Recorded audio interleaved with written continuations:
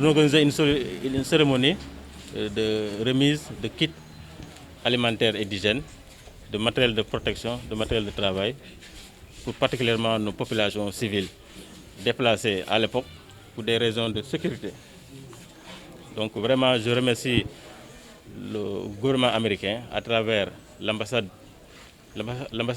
américain au Sénégal, à travers l'USAID et ses partenaires, remercier aussi CRS, remercier Shelter for Life, remercier Ousoforal, une ONG locale qui est là, remercier le maire de Niaguis, le maire de Adéan, le maire de Boutoupa Kamarkunda. Oui, c'est un appui qui est venu à un bon moment parce que nous avons ressenti ces dernières semaines un relâchement sur les mesures barrières. C'est pour cela que le chef de l'État a pris d'autres mesures de restriction des libertés individuelles et collectives pour qu'on puisse vraiment accentuer nos efforts pour vraiment bouter hors de ce pays ce virus qui impacte, qui ralentit notre économie nationale. Les conditions sont relativement réunies parce que depuis, moi je suis là depuis 2018 et je préside avec les maires un comité de concertation sur la réinstallation des populations déplacées avec l'ONG Shelter Ousoforal.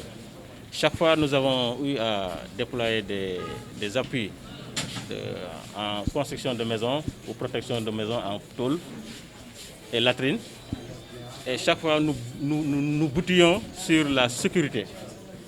Beaucoup de villages ont eu à bénéficier de l'appui de Shelter, sauf Bissine. C'était pour des raisons de sécurité. Maintenant, l'État a déployé beaucoup de moyens humains et logistiques pour garantir cette sécurité. C'est cela, je l'ai dit dans mon discours. En avril, on a installé une base fixe et pas les moyens à Bindjaloum parce que c'était des zones stratégiques. Au mois de mai, on a ouvert la base de Bissine et au mois de juin, on a ouvert une base à Niadio. Ça, ce sont des zones stratégiques pour permettre à l'armée de sécuriser cette zone et permettre à ces populations qui ont longtemps demandé à retourner chez eux. Et depuis que cette sécurisation est devenue effective, les populations ont commencé à rentrer petit à petit. Et aujourd'hui, nous avons enregistré 83 personnes à Bissine qui ont marqué leur volonté de retourner en dormant même dans des huttes, des tentes. Ça, c'est pour prouver qu'eux, ils ont la volonté de rentrer. Et depuis lors, le gouverneur de la région a coordonné l'action locale de l'État. En réunissant le 15 juillet passé, tous les acteurs pour apporter un appui de significatif. Et je remercie vraiment la population de Bissine parce que nous avons pris Bissine comme un point focal pour aussi intervenir, toucher les autres villages déplacés.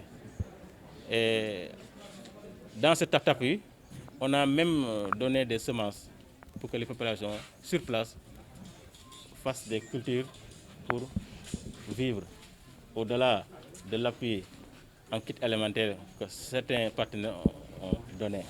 Et je l'ai dit dans mon discours aussi, que le ministre du Développement communautaire, Mansour Faye, sera dans nos locaux dans les semaines à venir pour apporter un appui d'urgence à ces populations, pour marquer la volonté de l'État à être aux cheveux, à être aux côtés de ces populations qui ont tant besoin de cet appui pour rentrer chez eux. Et je rappelle que ces populations, depuis 92 pour certaines, sont réfugiées dans certains villages de la commune d'Adéane, à Ziguinchor en majorité et en Guinée-Bissau. Et parfois, elles vivent dans des conditions très difficiles. C'est cela que je dis, on est mieux que chez soi. Parce qu'un père de famille, qui vivait en milieu rural, et vous savez, les Sérères et les Diola, ou bien les Bainou, ils vivent dans l'espace, dans la verdure. Pour des raisons, vous vous réfugiez à Ziguinchor, dans des appartements minuscules. où vous êtes confronté à la location tous les 30 jours, où vous êtes confronté à l'inquiétude face à la délinquance de vos enfants, risque de délinquance. Ces populations vivent un stress quotidien. Et il est de la responsabilité de l'État, du gouvernement, dans le cadre des pouvoirs et des fonctions régaliennes de l'État, de leur garantir le retour chez eux. Et j'en appelle à nos frères de sang, parce que à travers nos ancêtres, Agen et Djambon, Diola et Serer, tout couleur, nous sommes du même sang.